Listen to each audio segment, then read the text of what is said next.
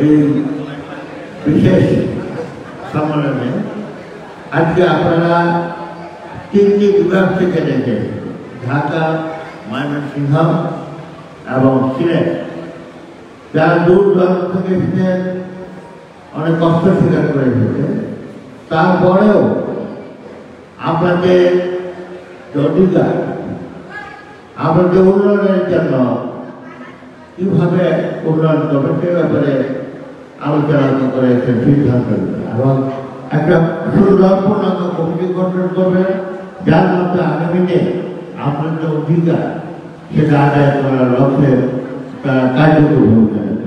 আজকে আপনাদের এই সম্মেলনে সংগ্রামী সভাপতি উপস্থিত রয়েছেন, যিনি আপনাদের মাঝে জন্মগ্রহণ করেছেন, বিশেষ করে ময়মনসিংহের সবচেয়ে ঘনবসতি ট্রাইবেল সেখানে বাস করে হালুয়াঘাট। উনি শুধু হালুয়াঘাটের সন্তান, কৃতি সন্তান নয়, যাকে আমরা বাংলাদেশ জাতীয়বাদী দলের ময়মনসিংহ বৃহত্তর ময়মনসিংহের কৃতি সন্তান হিসাবে ইতিমধ্যে তিনি আমাদের কাছে আত্মপ্রকাশ। তার কর্মকাণ্ড, দলের জন্য যে অবদান, বিশেষ করে ময়মনসিংহ বিভাগে বিভিন্ন কর্মসূচিতে তার অনুপ্রেরণা আমরা প্রতিটি কর্মসূচি বিশেষ বিশেষ সাফল্য অর্জন করি। সেই নেতা আপনাদের মাঝে আছেন, তিনি আপনাদের প্রতি অত্যন্ত সংবেদনশীল এবং তারই পরীক্ষিত আজকে দেখেছেন কষ্ট স্বীকার করে আপনাকে আবেদন সারা দিয়ে পড়ে এখানে বসেছে। তাই তাকে আমি ধন্যবাদ জানাই। মানুষের মহানগর করতে জনাব এখানে উপস্থিত রয়েছেন আমার সহকর্মীবৃন্দ, যথাক্রমে অধ্যাপক শেখ আব্দুল আলী, অ্যাডভোকেট হান্নান এবং যিনি যাকে কিশোর থেকে আমি ছাত্র অবস্থা থেকে যাকে চিনি এবং রাজনীতি গেলে আসতে ধীরে ধীরে এখন ছাত্রদল যুব দল করে যিনি ময়মনসিংহ দক্ষিণ জেলা বিএনপি অত্যন্ত গুরুত্বপূর্ণ পদে হয়েছে এবং সদস্য হয়েছে, যার বিভিন্ন কর্মকাণ্ডে তার রাজনৈতিক যে প্রতিভা তা প্রকাশিত হচ্ছে, প্রতিষ্ঠিত হচ্ছে। সেই নেতা আমার অত্যন্ত স্নেহপদ যারা ভাই আপনাদের নেতৃবৃন্দ এখানে বক্তব্য রেখেছেন, তার বক্তব্য মনোযোগ দিয়ে শুনছি। আমরা মনে করি বিশেষ করে যারা আমরা ইসলামে বিশ্বাসী, আমরা করে মানুষ এক এক আল্লাহ তাআলার সৃষ্টি এবং আলো হতে প্রত্যেকে মানুষের জন্মগ্রহণ করি। সেই সব চিন্তা করলে আমরা আজীবভাবে চিন্তা করে আমরা সবাই আমরা বিশ্বাস করি। তা নানা কারণে বিভিন্ন দেশে আবহাওয়া, বিভিন্ন কারণে মানুষ বিভক্ত হয়ে পড়ে। আমি আপনারা বিশেষ করে আমার হালুয়াঘাটে যাবার করে তাদের জীবনযাপন এবং অন্যান্য কর্মকাণ্ড, যেমন ছেলে মেয়ে যেভাবে চলাফেরা করে পিছনে বেঁধে, আমি আমার সৌভাগ্য হয়েছিল বাংলা জাতীয়বাদী দলের কারণে আমি জিয়া রহমান সাহেবকে ঘুরেছে এসে বাংলাদেশ থেকে 80 সালে একদল বিভিন্ন সংগঠনের ক্রীড়া বলেন, সাংস্কৃতিক বলেন, বিভিন্ন লোক পাঠানো উত্তর কোরিয়াতে হয়েছে। তখন সেখানে গিয়ে আমরা কিবল স্যারের উত্তর কোরিয়ার যিনি প্রধান দশটা কিবল স্যারকে দেখতে পাই, আমরা গিয়েছি। তখন দেখলাম আপনারা যেভাবে চলাফেরা করে আপনাদের বাড়িঘর যে ধরনের, ঠিক তার বাড়িঘর ঠিক একই ধরনের এবং সেখানকে মারা দেখি সেইটা খাঁচা, মানে খাঁচার মধ্যে বাচ্চাদেরকে নিয়ে বিভিন্ন কর্মকাণ্ড চলছে, বিভিন্ন কর্মকাণ্ড। সেই থেকে আমি যত জানতে পেরেছি সত্যিকারভাবে আপনারা মঙ্গোলিয়ান জাতি থেকে এখানে আপনাদের মূল হলো মঙ্গোলিয়ান, যা আমি সেইভাবে আলোচনা করতে চাই না। আপনাদের আমি বলতে চাই যে আপনাদের বিশেষভাবে আপনাদেরকে বিভিন্ন সুযোগ দেওয়া হয়, যেহেতু আমরা অনগ্রসর বলে বিভিন্ন সরকার বিভিন্ন চাকরি বলেন, পড়াশোনা বলেন, মেডিকেল বলেন, ইঞ্জিনিয়ারিং বলেন, স্কুল কলেজে একটা বিশেষ সুবিধা দিয়ে থাকবো, কারণ আপনারা অনগ্রসর। আমি চাই না যে সারা জীবন আপনারা অনগ্রসর থাকবেন। আমরা চাই আমরা আপনার সঙ্গে আমাদের এক প্রত্যেক জাতির সাথে পরিচর্যা করে আপনার যোগ্যতা আপনার করেন। আমি ময়মনসিংহে অনেক আপনাদের লোককে দেখেছি, ড্রাইভার আমি যখন ছাত্র ছিলাম এই কলেজে অনেক ড্রাইভারকে দেখেছি যারা অত্যন্ত মানপন্থী ছিলেন, খেলাধুলা ক্রীড়াতে বলে অনেকে কিংবা ভালো করে যারা পুরানো তার কিনবেন না, একজন নাম ছিলেন ইলেডিও রায় হসপিটাল হয়েছে। এরপরে আমরা তাদের খেলাধুলা হয়েছিলাম সুনীল মাস্টার, হালাঘাটে সুনীল মাস্টার ছিলেন এবং উৎসব ময়মনসিংহ জেলা ফুটবল দল ক্যাপ্টেন ছিল। এরপর যারা দুর্গাপুরে দেবীনাথ আপনার পাকিস্তান ফুটবলকে ম্যাচে অংশগ্রহণ করছে, অত্যন্ত পরিচিত ব্যক্তি। সুতরাং আপনাদের অনেকগুলো শিল্পী আমরা দেখি, মোহাম্মদ সিদ্দিকী অত্যন্ত প্রতিষ্ঠিত গায়ক ছিল।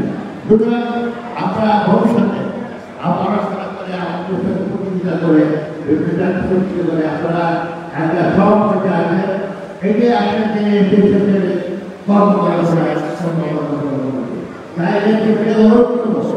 আপনারা যদি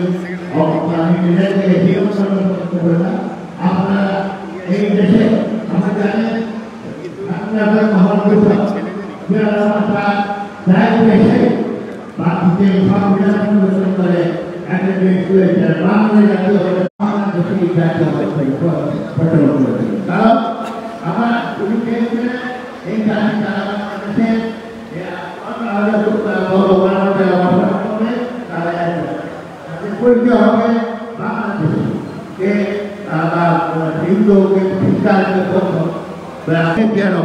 করে আমি চাই ভবিষ্যতে আপনাদের অবস্থান থেকে একটা প্রতিজ্ঞ অবস্থান আসবে।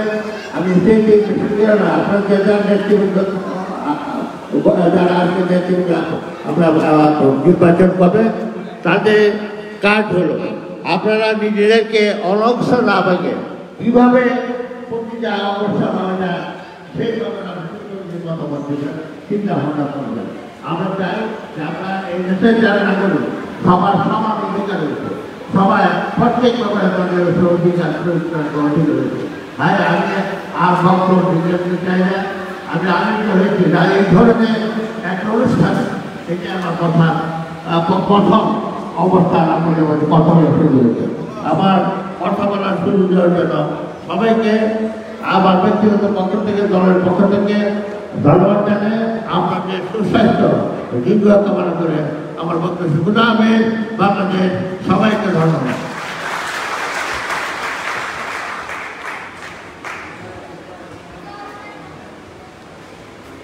সাংস্কৃতিক অনুষ্ঠান শুরু হবে। তো এই পর্যায়ে আজকে 36তম বার্ষিক সাধারণ সভা ও কাউন্সিল 2025 এই পর্যায়ে আমাদের মাঝে বক্তব্য রাখবেন, মূল্যবান বক্তব্য রাখবেন আমাদের অনুষ্ঠানের মধ্যমণি, আমাদের সকলের পরিচিত বাংলাদেশ জাতীয়তাবাদী দল বিএনপি কেন্দ্রীয় কমিটির যুগ্ম মহাসচিব জনাব সৈয়দ এমরান সালেহ প্রিন্স। জনাব সৈয়দ এমরান সালেহ প্রিন্স আমাদের প্রধান অতিথি, আমাদের বক্তব্য রাখবেন।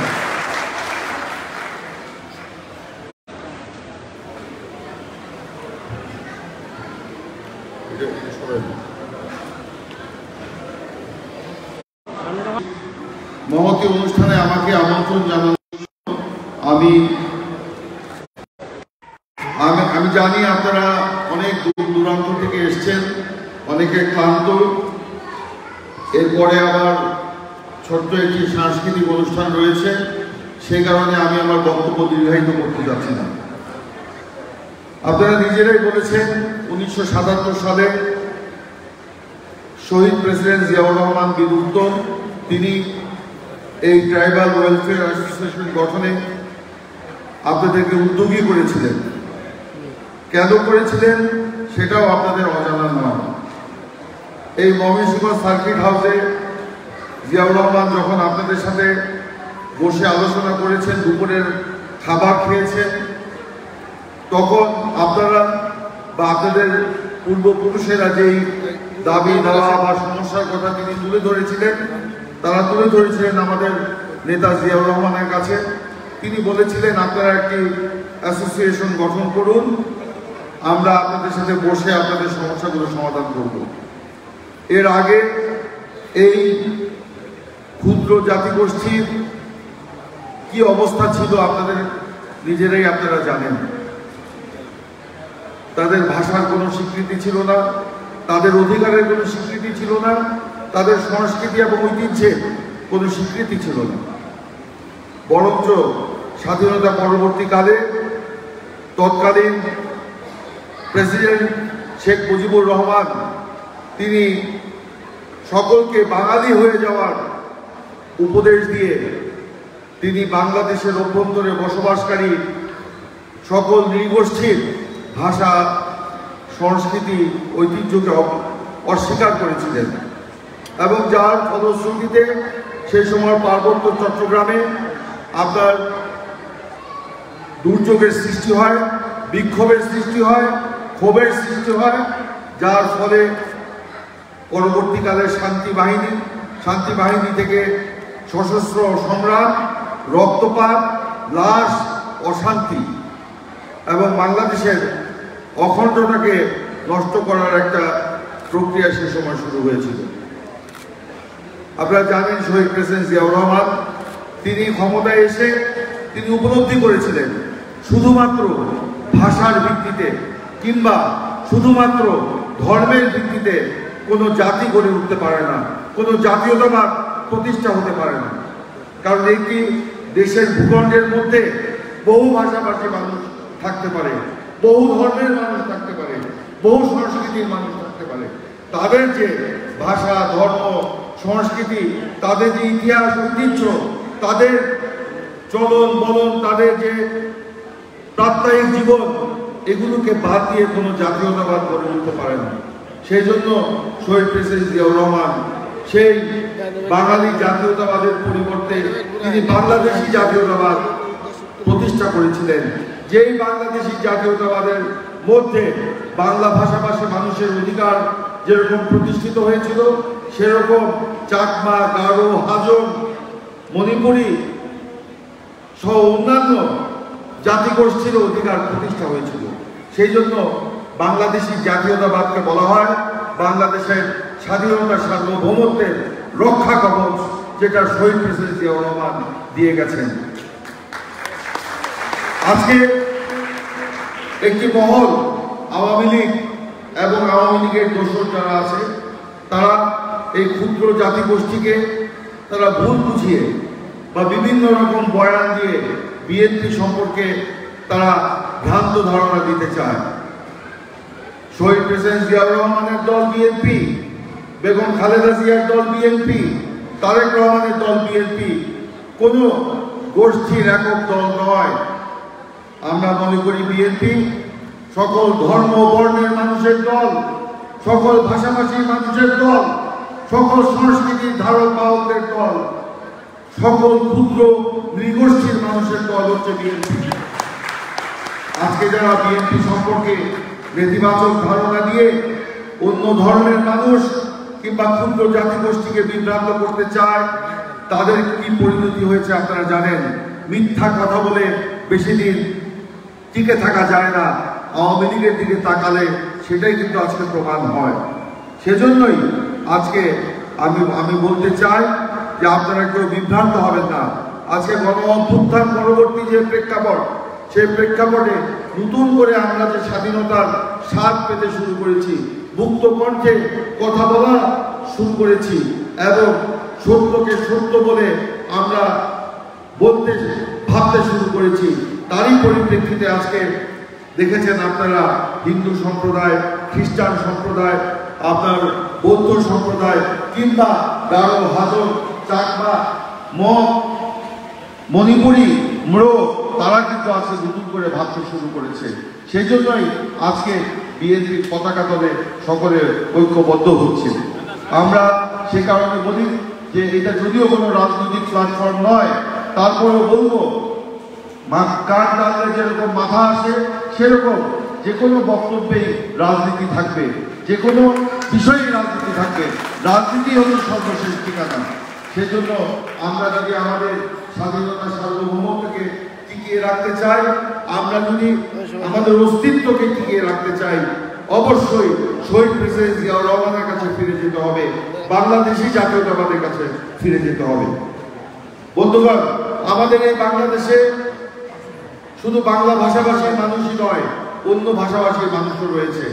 আমাদের এখানে একটি পার্বত্য অঞ্চল রয়েছে চট্টগ্রামে, আবার সমতল ভূমিতেও রয়েছে বিভিন্ন নৃগোষ্ঠী, পার্বত্য অঞ্চলে রয়েছে বিভিন্ন নৃগোষ্ঠী।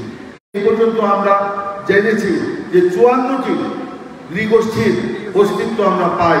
তার মধ্যে চাকমা, ত্রিপুরা, মারমা, মণিপুরী, ম্রো, সাঁওতাল, মান্ডা, তঞ্চঙ্গা, বম, গারো, ওরাও, চাক, লুসাই, কোচ, ডালু, খুশি সহ আরো অনেক নৃগোষ্ঠী রয়েছে। উনি ভিশন 2030 ঘোষণা করেন। সেই ভিশন 2030-তে তিনি বলেছেন যে ক্ষুদ্র জাতিগোষ্ঠীর ভাষা, সাহিত্য ও সাংস্কৃতিক ঐতিহ্য রক্ষায় এবং তাদের এই ক্ষুদ্র জাতিগোষ্ঠীর উন্নয়নে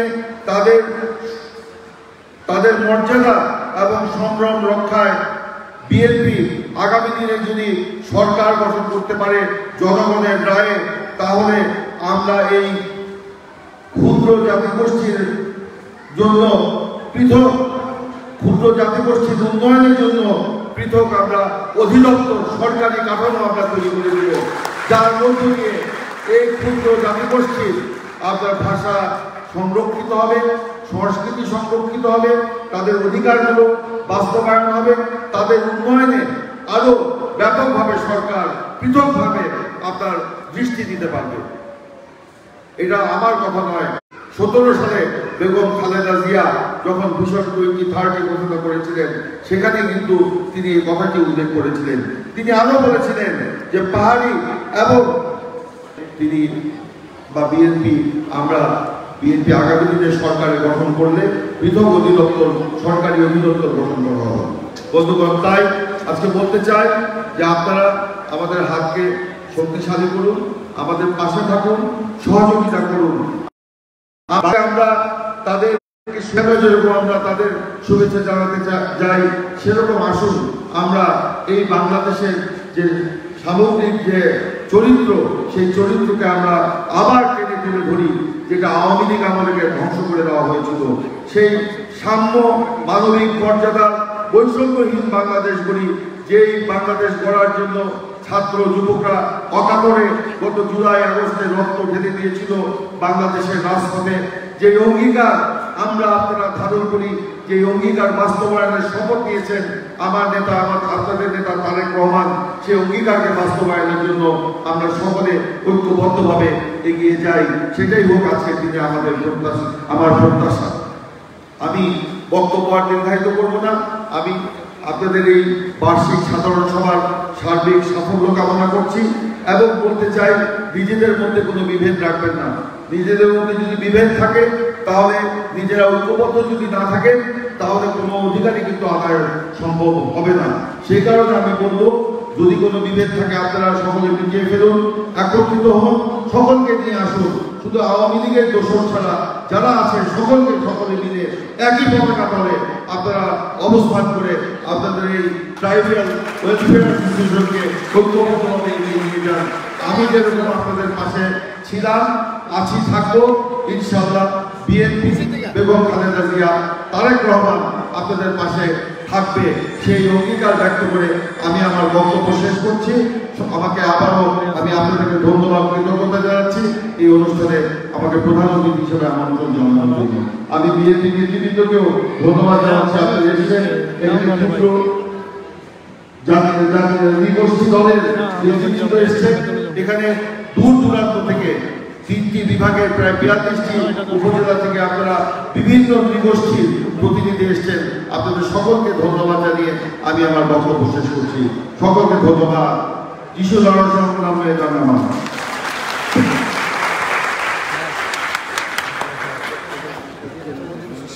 ধন্যবাদ আমাদের প্রধান অতিথি জনাব সৈয়দ এমন সালে প্রিন্স যুগ্ম মহাসচিব বাংলাদেশ জাতীয়তাবাদী দল বিএনপি।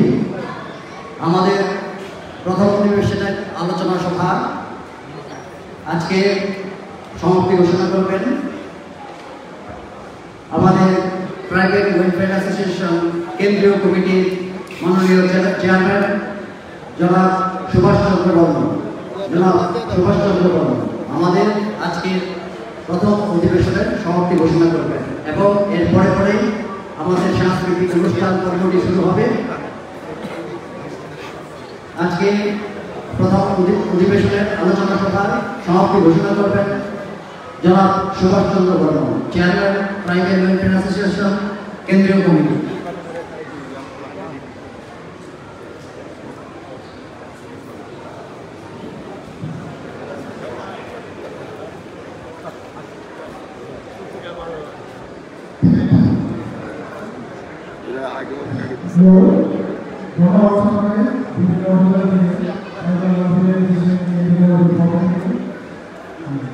আমাদের আজকে মাননীয় উপস্থিত বিএনপি যুগ্ম সচিব ভাই আমাদের অনেক অনেক শুভেচ্ছা অভিনন্দন।